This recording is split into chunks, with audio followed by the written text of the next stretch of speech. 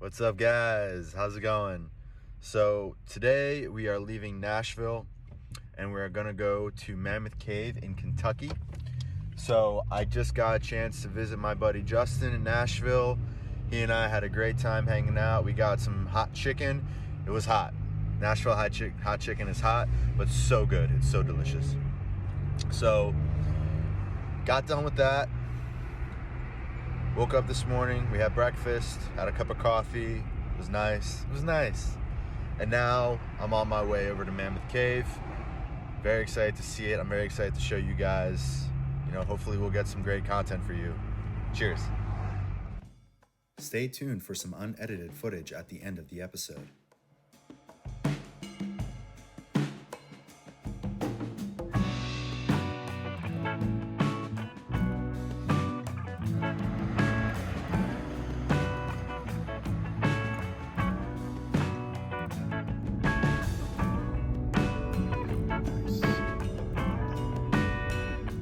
Got a ticket for a 145 tour.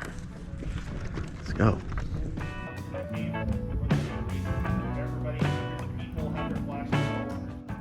So we are on our way to the cave. It's gonna be a good time. I'm excited. Going down an elevation. It's gonna be great. It's a beautiful day.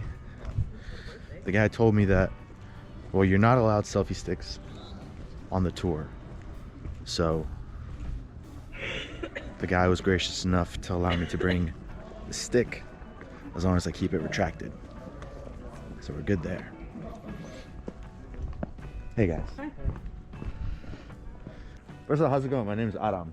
I'm Josh. Josh, great to meet you, man. It's nice to meet you. Have you worked for the park long? I have worked for Mammoth Cave for 3 years, and I've worked for the Park Service for 4 years. Okay, great. Yeah. How do you like it? I love it. Nice. Man. Yeah, it's a lot better than jobs I've done in the past, and it keeps me outside, keeps me active. Cool. And I get to enjoy the sunlight most of the days. Excellent. Yeah. Excellent. So what's your favorite part about the cave? Ooh, my favorite part about the cave is probably the fact that we will more than likely never know everything about it. We're learning new stuff every day. That's great. Yeah. So I hear that there are hundreds of miles of the cave that are still unexplored. Is that true? Yeah, so right now we've explored about 412 miles of the cave. But here's the thing, is that we've been saying 412 miles for about the last 4 years, ever since I started working here. Okay. And there's a group called the Cave Research Foundation, and they're the ones who are putting on their headlamps and they're going down into the cave, and they're the ones who are trying to find the new passages that we haven't found yet. But Cool. We're just waiting for word from them about some new numbers that we can add on to our miles. Excellent. So what type of wildlife, how you doing? What type of wildlife other than bats can we expect to see in the cave like this? Well, if you are on something other than the self-guided tour, if you came back on some of our more extensive tours, you can see things like cave salamanders. Ooh. If you had a chance to go down to the rivers, you can see eyeless cave fish. You can see eyeless Fish? Yeah, fish down in the river. They have no eyes and they're translucent. Wow. Pretty incredible. That's really cool. Yeah, and the crawfish are the same way. So they look a lot like the crawfish that you would see up here on land in the creek beds. But down there, they're white. They're bone white. They're translucent. You can see their organs, and they have no eyes. They have no eyes. They've evolved that way. Yep. Wow. So in terms of, I would say in terms of elevation, I mean, you mentioned that there's hundreds of miles of caves that are, caverns that are in the caves. But in terms of elevation, do you know how deep it goes below sea level or below ground by chance? So it won't go below sea level. It can only go as deep as the water table will allow it to go. And here at Mammoth Cave, the water table is the Green River. Okay. And that's about 400 feet or so down. So it's a relatively shallow cave system. And where we're walking through right now, where you're about to go into the cave, we're actually at a much higher elevation than you would be if you continued down that trail and walked all the way to the Green River. Okay. Yeah. Gotcha. Cool. So is there, I'm assuming that there's underwater caves as well to the Mammoth Cave, right? Yeah, we actually used to give boat tours. Wow, that's cool. Yeah, so you could go on a flat bottom boat and you could explore the underground rivers with a ranger and see those eyeless fish and those eyeless crawfish that I mentioned. Nice. That's really cool. So how deep did you go into the cave? I've been all the way down to the river system. That's really cool, Yeah, man. and that's about as deep as you can go. All right, are you going to the cave? Yes, sir. I just need to see a ticket. No problem, sir. Here you go. You're good, all right, have fun. Thank you very much. And this is where I take over his job. All right, man. Thank you very much, Yeah, Josh. thank I really you. appreciate It's it. good talking to you. Likewise, sir. Yeah, what's your YouTube channel? Adam Gregorian. That was Josh Cosgrove, one of the rangers here at Mammoth Cave. Awesome. Oh, and here we go. Wow, this is cool.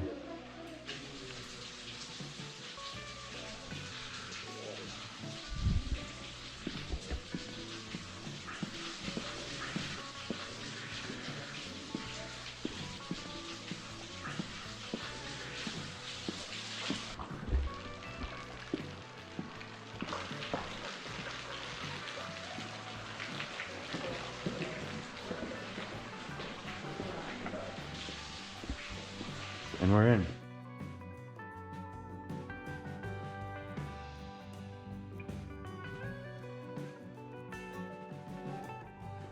Oh, wow.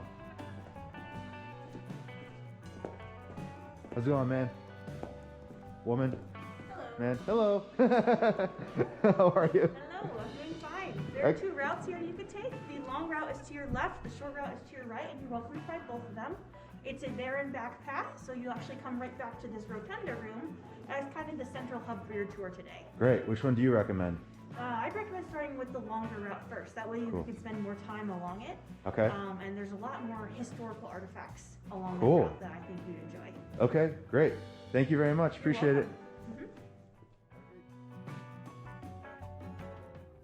Upon walking inside, you look up at the 30 to 40 foot high ceilings along with stunning rock formations. It's easy to see why they call it Mammoth Cave. After finishing up some great photos, it was time to head to Birmingham. Thank you for watching. See you in Alabama.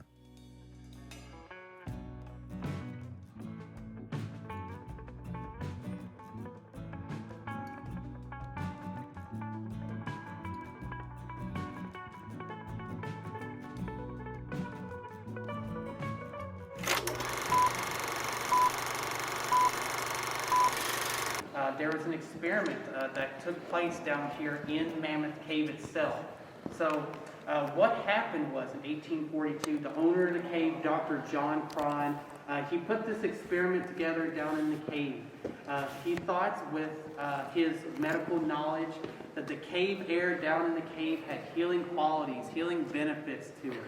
That someone stayed down here for long periods of time, breathing in this cave air, that eventually anyone that stayed down here long enough would eventually be cured of any diseases or ailments that they had. And he put this hypothesis to the test down here in Mammoth Cave. In 1842, they built up these 2 stone huts right here, along with 8 other wooden huts down through this passageway.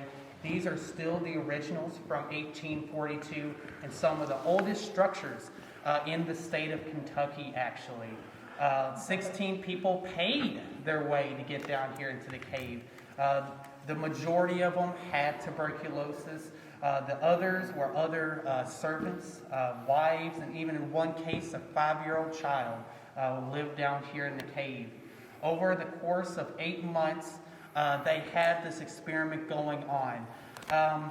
So over time, at first the patients felt a little bit better when they started the experiment, but as time wore on and time went on, their condition got worse over time. Basically, the lack of sunlight down here in the cave, it keeps a nice, healthy body going.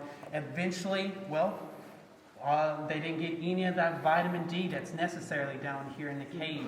And over time, their skin started to turn stone white from the lack of sunlight down here in the cave.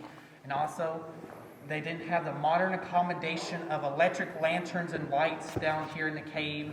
So, with all that smoke and soot down here in the passageway, all that carbon monoxide, all that smoke breathing in with that tuberculosis, did not help them at all. It has made their condition worse over time. Eventually, after the 8 months had passed, sadly, 5 people lost their lives down here in the cave due to complications from tuberculosis itself. At the very end of the experiment, Dr. John Cron, he sent everyone else back home to their families once he realized that no one was getting better down here in the cave, so that they would no longer suffer down here in the cave any longer, and they could be with their families at long last. All right. Any questions, curiosities on that depressing note? Can you please show what happened to the cave with all the smoke? Oh yes, for sure. As you guys can see right up here, you can see where all that carbon monoxide, once it rose to the ceiling of the cave, there was not enough wind power, that wind running through the cave, to push all that smoke out of the cave. So most of that smoke would just rise and just sit on the ceiling of the cave, further staining it, showing just the volume of smoke and soot that was in this passageway while these patients lived down here. All righty. All right. Any questions, curiosities? What year did you say that they started this? They started this in early 1842, around in February or January, and then went on through the rest of the year through 1842. And 16 people lived down here in the cave. In fact, in this one little hut right here, 4 people lived in this hut right here. This is called the Molly Miller cabin. Molly Miller lived in this cabin with her husband. Supposedly her husband lived in a wheelchair, and that's why you have this little window off to the side right here. See this right here? This little window. It wasn't necessarily to get a good view, because you didn't have much of a view. The reason it was put in here is that when visitors would walk past on a cave tour, he would lean out the window and say hi to everybody. They also lived in here with their servant and their 5-year-old son. All righty. Wow. Thank you so much. Oh yes, of course. It was my pleasure, and thank you all for listening in on my little story, even if it's a depressing one. Oh, this is the most fascinating tour. I did not expect all this when I Oh yes, bought my ticket. here at Mammoth Cave, we have a large, expansive history of human history, scientific knowledge, and just a huge conglomeration of knowledge, just in this little dark hole in the ground. All righty. Not so little. Not so little. Well, thank you guys for enjoying, Yeah. and I hope you enjoyed, sir. Thank you, man.